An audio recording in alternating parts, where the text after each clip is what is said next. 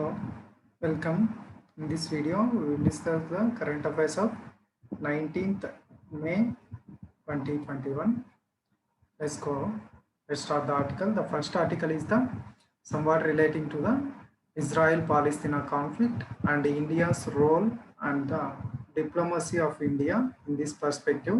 Let's also discuss the what are the India-Israel relations condition now.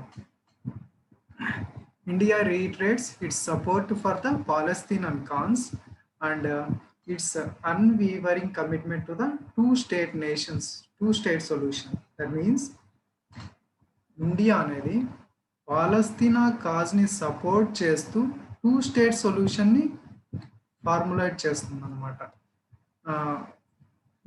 Going deep into the article, India has refused to pick a side while giving a statement at the UNSC and adopted a balanced approach, what is called two-state solution to the crisis, and announcing strong support to the just Palestinian cause. India అనేది యుఎన్ఎస్సిలో United nations security కౌన్సిల్లో ఒక statement ఇస్తూ it has adopted a balanced approach, ఒక balance అప్రోచ్ని adapt చేసుకుంది అనమాట. Two state సొల్యూషన్ని ముందుకు తీసుకొస్తుంది అనమాట క్రైసిస్కి. ఇజ్రాయిల్ కావాలా, పాలస్తీనా కూడా వాళ్ళకు సపరేట్ కంట్రీ కావాలా అన్నట్టు టూ స్టేట్ సొల్యూషన్ని ఇండియా అనేది ప్రపోజ్ చేస్తుంది. Announcing strong support to the just Palestinian cons.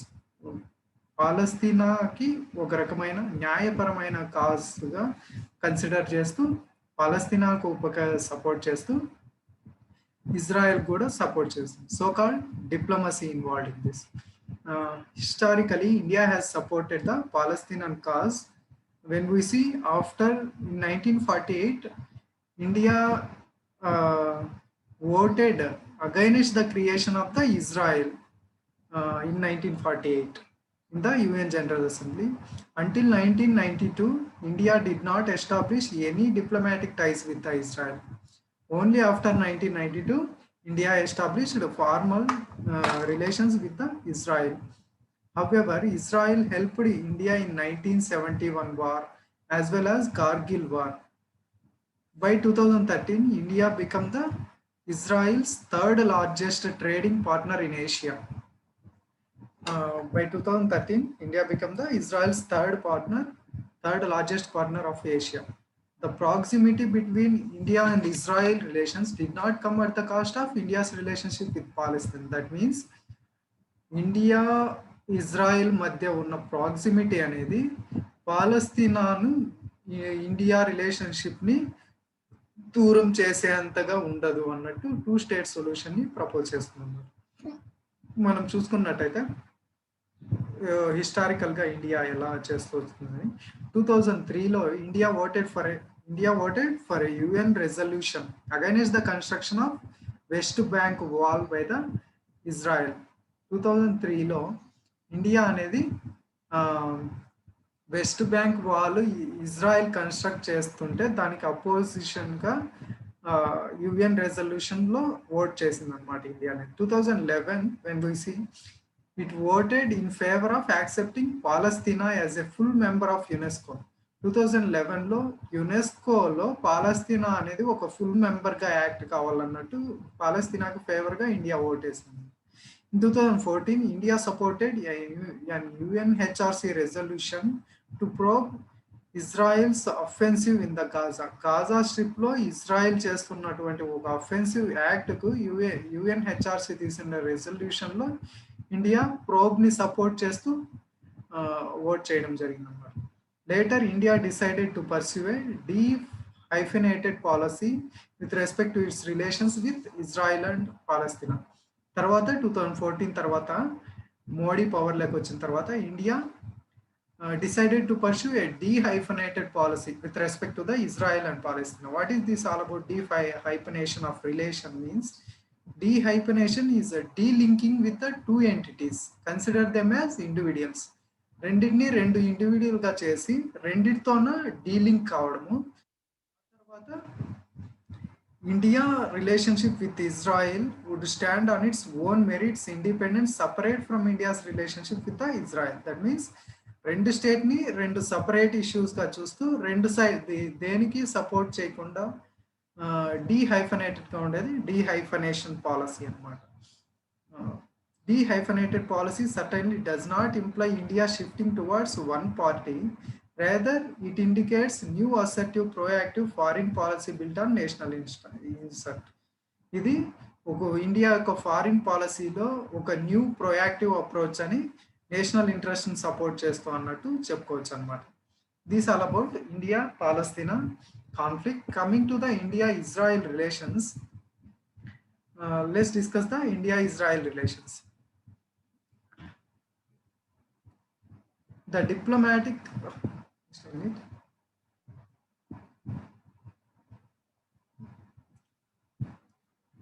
let's discuss the diplomatic relations with the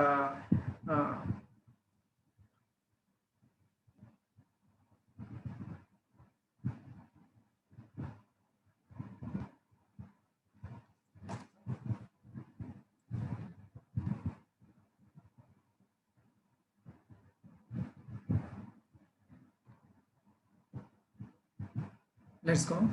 Diplomatic relations between Israel and India were established in 1992. Why there is a lag from 1948 itself? The Israel has been formed. From 1948 to 1992, there was no formal relation between the Israel and India. Why means, let's go into deep. Due to the Cold War politics, there are two movements started. Two blocks started. One block is led by the USA, another block is led by the USSR, that is the former Soviet Union, now Russia. This is the one that is led by the USA is said to be the NATO, and USSR is the Soviet alliance. Due to the Cold War politics, Israel was an ally of the US, and it is on the side of the NATO. That's why Israel then supporting the USA, while as India is a part of non-aligned movement. India is a non-aligned factor here. It is not shifting towards USA, not shifting totally towards USSR. It acts as a buffer. That means between, it acts as non-aligned based on its foreign policy. Whereas Israel acts as a NATO ally. That's why we choose away from the Israel. And coming to the other things, and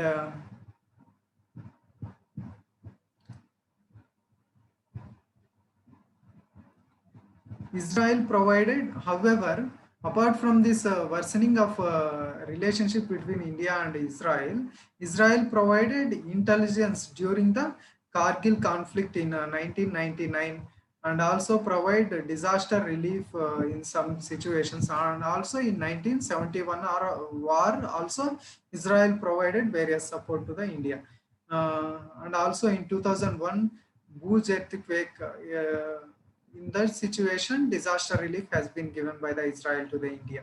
India is one of the Israel's premier trading partner. And coming to the military different fields, collaborations of the India and Israel. The first one is the military collaborations.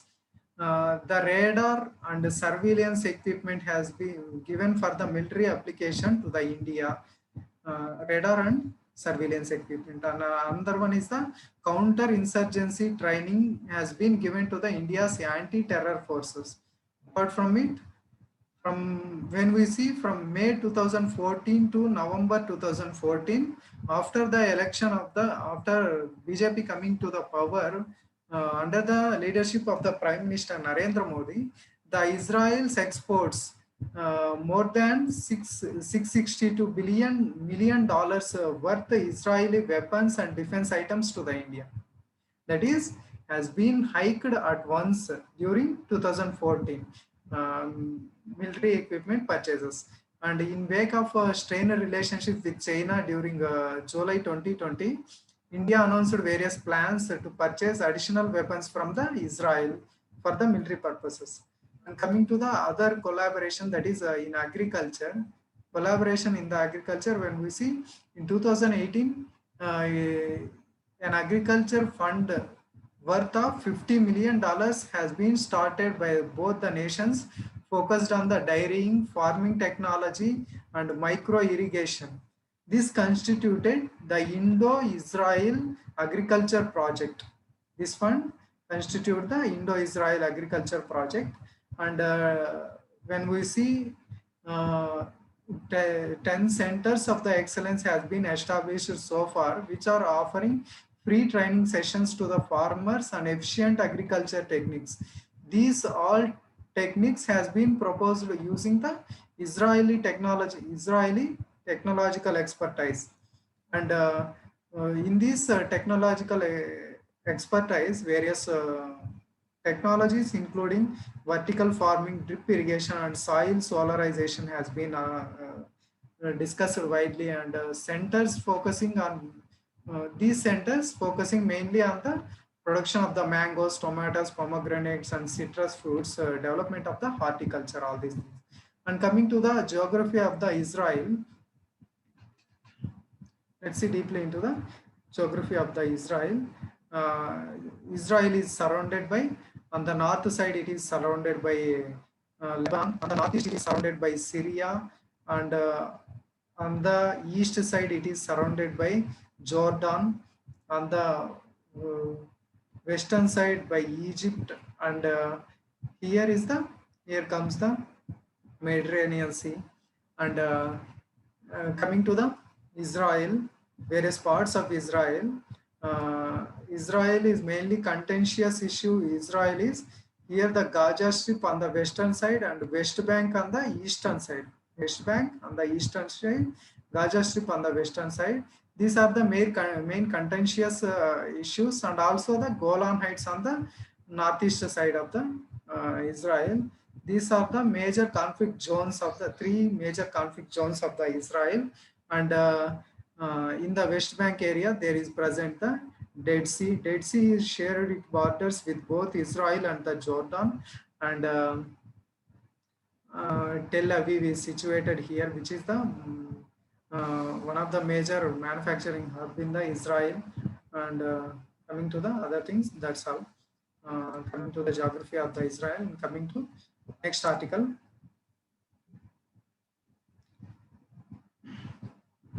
ISRO, Indian Space Research Organization, plans for nuclear energy use in the space. In the space, ISRO is planning to use nuclear energy type of technology for the energy production. Apart from the solar and other things, nuclear energy it is trying to plan. And UR Rao Satellite Center, that is URSC of the ISRO, invited proposals for the three-phase development of radio thermoelectric generator, that is the RTG. This radio isotope thermoelectric generator with a 100-watt capacity has been invited for the proposals. The URSC is the ISRO's lead center for designing, development, and fabrication and testing of all Indian-made satellites. The center envisions now using RTG for the power generations and thermal management of ISRO's deep space missions. RTGs are lightweight, compact spacecraft power systems. They are extraordinarily reliable. RTG also provides electrical power using a heat from the natural radioactive decay of the plutonium-238 in the form of plutonium dioxide. What's here the issue? What's here the mechanism of RTG means? In the radioisotope thermoelectric generator, the electric power generates when the when the decay of the plutonium-238, which is a natural radioactive element. This element get decayed in the and comes out in the form of plutonium dioxide. In this decay, some heat is generated. Based on this heat, the electric power can be generated. Said some type of nuclear battery. Sometimes it is also referred to as nuclear batteries for this purpose. It is not a fission reactor. There is no fission reaction is forming in this reaction. The large difference here in the temperature between this hot fuel and the cold environment in the space is applied across special solid state metallic junctions called thermocouples, which generates electric current using no moving parts. This is the total mechanism of this. Due to the by generation of the heat, due to the temperature differences between this fuel and the environment in the space, across the special solid state metallic junctions are being present, which is called as thermocouples. These thermocouples generates electric current using no moving parts. There is no moving parts here. And plutonium type of all nuclear weapons are not fission reactors. And more than 2 dozen of US space missions have been used using RTG technology. The first one launched in 1961, that is Cassini and New Horizons and Curiosity missions. All these US space missions have sent based on the energy of the RTG. Coming to the this related technology used by the NASA, what is the nuclear energy generation of the NASA means nuclear thermal propulsion technology. This is worked by pumping a liquid propellant mostly like hydrogen through reactor core. First, through the reactor core, a liquid propellant, generally hydrogen is sent. Now the uranium atoms split apart from the core and release the heat through the fission reaction. Here fission reaction is generating uranium atoms split apart, and the NTP systems won't be used on the earth. They won't be used on the earth, designed to provide amount of thrust needed to leave the earth's surface. Up to the crossing of the earth's surface, it does not use these NTP systems. Only it is in the spaces only. Uh, NTP systems offer great flexibility for the deep space missions. They can reduce the travel time to the Mars by 25%. It also reduces the crew's exposure to the cosmic radiation by traveling faster. And US says China is resisting the bilateral nuclear arms talks. Coming to the bilateral nuclear arms talks, US proposed a successor to the New START treaty, which is a multilateral treaty. Now US is going to take forward, apart from the replacing the New START policy. It also wants to include the China, but China is not ready for it. US is worried if China is not comes into this treaty, China's nuclear stockpile would get doubled. That China, however, refused to be part of it because China is having only now 290 warheads of nuclear has been present in China, only 290. But when we see USA is having nearly 6,185 nuclear piles. Russia is topped with 6,500 nuclear piles, and UK with 215, and France with 300, and Israel with 80, Pakistan with 140 to 150, and India with 130 to 140, and North Korea with 20 to 30. These are the major nuclear nuclear warhead containing nuclear pile economies of the world, that is Russia, USA, France, China, UK, Israel, Pakistan, India, and North Korea. Russia also opposed on it and called it is a deliberative distortion of Russia's position.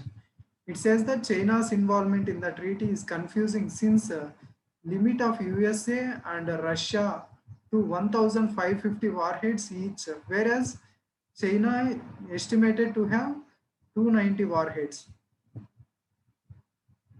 Somewhat partialization occurs here. And coming to the other things,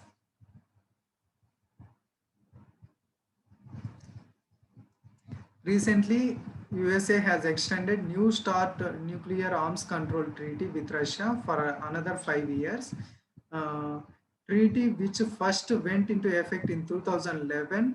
It limits USA and Russia. It is a bilateral treaty generally between USA and Russia, deploying no more than 1,550 strategic nuclear warhead in each country, imposing restrictions on the land and submarine based missiles and bombers to deliver them. New START treaty, which is replacing the 1991 START treaty, which is going to expire in the which already expired in December 2009. The START 1 treaty has been expired. That's why new START treaty has been came into force in 2011, and it superseded 2002's Strategic Offensive Reduction Treaty, that is SORT, and was terminated when new START has been entered into force. And coming to the next article, WPI inflation rises 11-year high to 10.49%. The figure is not important. And CPI based inflation has fallen down in the month of April. Coming to the, let's discuss what is WPI, what is CPI. Generally, WPI based on the this inflation, WPI based on the uh, sorry, WPA inflation rise due to higher oil and commodity prices and a low base effect. Due to these two reasons, WPA has been rising. What WPA generally denotes? It denotes the supply chain, that is the production of the so production economy. Here, by using WPA, we can measure the production economy. Whereas CPA is consumer based, that is consuming. It is a demand based economy. How much the persons has been consuming the goods in certain situation, it indicated by the CPA. It can be attributed to the CPA fall due to the subdued economic activity because of the various lockdowns of the COVID-19. That's why consumption has been dropped. RBI also confirmed high drop in the demand compared to the supply. Only drop in the demand compared to the supply. Inflation is measured by the CPA and WPA. Increase and inflation decreases in the purchasing price of the economy and vice versa. This also we discussed. Inflation is good when it is mild. It presumed to support and reduce instability. It support growth and reduce the instability of an economy.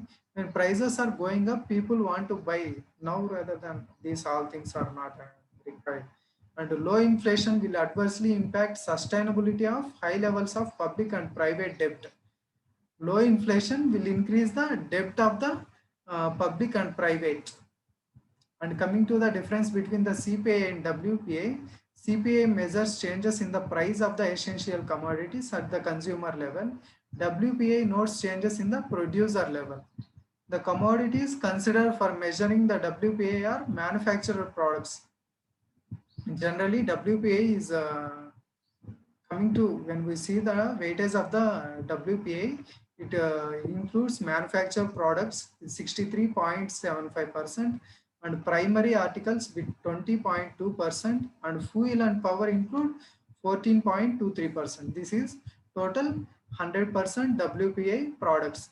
And coming to the CPI, commodities included are food and related products accounts for 45.86% of weightage, and housing stands for 10.07% of weightage, clothing for 6.53% of weightage, and fuel also included in this. RBI uses generally CPI for inflation targeting. For the inflation targeting mechanism, RBI uses which thing means CPI, not WPI. And coming to the next news articles, COVID-19 global vaccines access, that is the COVAX mechanism. It is an initiative started to ensure poorest of the countries to have access with the vaccine and related technology, related equipment. This initiative has been started in April 2020 by WHO, European Commission and Government of France. These three things started this initiative. And implementing partners of this COVAX are WHO, Gavi, CEPI, and UNICEF. And however, the initiative has not succeeded in its goals due to over dependence on only few manufacturers and advanced booking of vaccines and fund shortage. These are the major reasons for the failure of this goal. And next thing is the bubble curtain. This bubble curtain technology first time used in India to stop plastic from entering into the river Yamuna. To stop the plastic in the river Yamuna. Coming to the bubble curtain technology, it is a non-invasive solution to stop plastic from entering into the oceans. Generally, to stop the plastic entering into the oceans, this bubble curtain has been used. Ships and fish can pass through the air bubbles created in this bubble curtain, but plastics will be stopped here. The bubble screens is created by specially designed air tubes. A specially designed air tube is present here, which is which acts as bubble screen, and it is placed diagonally on the bed of the canal or river. It brings waste to the surface and channels, and the plastic collected onto the banks and can be extracted easily. Let's see an image of it for better understanding.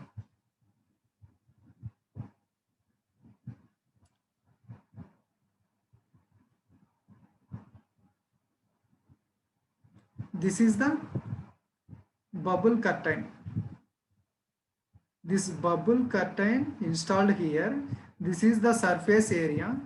Uh, the plastic has been comes from here, and all plastics or wastage comes here. The bubble will stops entering into the here the air bubbles has been created here, through which fishes and various things pass away into the ocean, and uh, different debris has been got into attached to it, and through this curtain it can be eliminated towards the canal banks easily. This is all about the uh, bubble curtain technology. And coming to the next thing, that is the color coded warning of the IMD, that is the Indian Meteorological Department. What is this color coded warning means? Why is in news means IMD issues orange alert in the Mumbai, Thane and Palghar region. That's why it is in news. IMD issues color coding warnings depending on the intensity of any weather system in the ascending order. First, green means no warning, yellow means to be updated, uh, orange means be prepared for the action, and red means take action directly. Generally, these warnings mean for the administrators of the area to keep ready, position their resources to handle the situations which arise out of weather-related disastrous event. For example, preparation of NDRS or district administrations to safeguard the people in disastrous units. And coming to the next thing, that is the microclimatic changes. These microclimatic changes, recently Council on Energy, Environment and Water, CWEW, report finds rise in cyclone intensity frequency in India are mainly due to the microclimatic changes. These microclimatic changes are local interplays between the factors such as soil temperature, air temperature, wind direction, soil moisture and air humidity. These were affected by the day-night effects and seasonal effects. The effects of microclimate may either provide a buffer against the climate change, or they may amplify its effects in the form of temperature peaks, droughts, and irregular rain and delayed rainfall. Here, what you have to remember here means what is the microclimatic changes? These microclimatic changes are local interplays. Local ఫ్యాక్టర్స్ని బట్టి interchange అయ్యే ఒక type of climatic చేంజెస్ని micro interplays అంటారు. జనరల్గా ఇది దేనిపైన depend అయి ఉంటుంది అంటే soil temperature, air temperature, wind directions, soil moisture, humidity, వీటి బేస్ పైన day and night effects, seasonal effects మారుతూ ఉంటాయి అన్నమాట దీని బేస్ మీద. Tarvata, the effect of microclimatic may either provide a buffer against climate change. These all things not important. You have to know what is microclimatic changes. That's all. Coming to the other things, that is the animals in use. The first one is the coelacanth fish. This coelacanth fish is extremely rare species, which is a deep sea species of the fish. It has been found alive in the Indian Ocean, and these were thought to have been gone extinct during the period of dinosaurs, that is 65 million years ago. Um, ఇవి సిలోకాన్ fish అనేటివి extreme rare deep sea fishes అన్నమాట. ఇవి Indian ocean లో బతికి ఉన్నాయన్నట్టు recent గా కనుక్కున్నారనమాట 2012 ఆ areas మధ్యలో.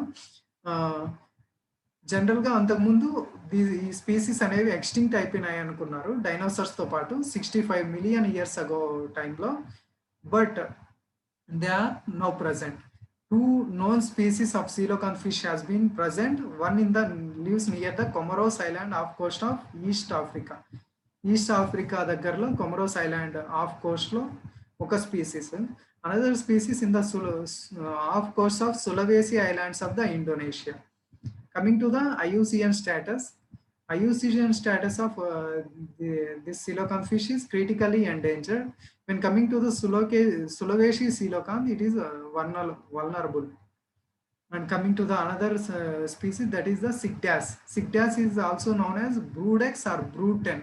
It has began emerging from the earth, and Sigdas, cicadas are the herbivores, generally live in the soil, inside the soil, and feed on the tree roots generally. They live inside the soil generally in a period of 3 to 17 years depending on the type of the species. And coming to the final thing, that is the places in use. The first one is the Farzad B gas field. This Farzad B gas field has generally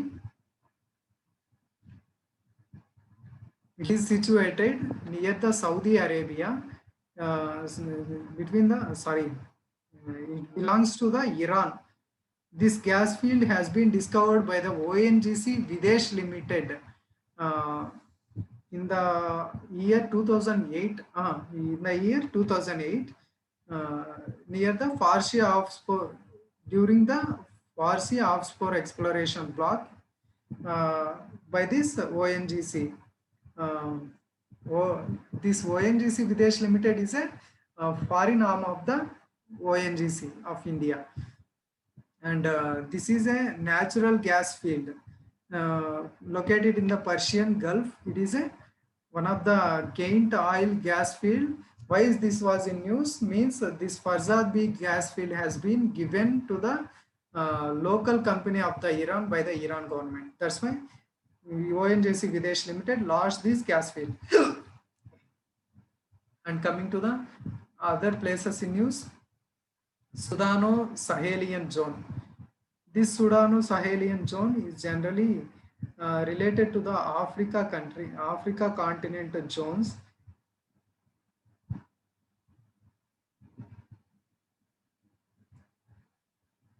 This is the Africa.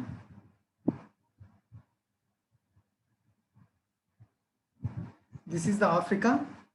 Here the Sudanian zone represented with the green color, and Sahelian zone represented with the yellow color. The countries are situated between, this is the this area is the Sahara Desert, and this is the some Humidanian area of the Guinea region. Between the Guinea region and the Sahara Desert, this area is located, generally covering the countries such as Senegal, Gambia, Mauritania, Mali, Niger, Chad, and Burkina Faso, and South Sudan, Ethiopia, Somalia, Sudan, Eritrea, Djibouti. All these things, all these countries have been covered in this zone. Why is this was in news? This zone is most vulnerable to the climatic change, as the food production of this zone is under threat now. This is a semi-arid zone situated between the Sahara Desert and humid Gunian zone, and stretches from the Atlantic coast to the Red Sea coast. It stretches from the, here the Atlantic coast is situated, and here is the Red Sea coast is situated. This all about the today's current affairs. Thank you.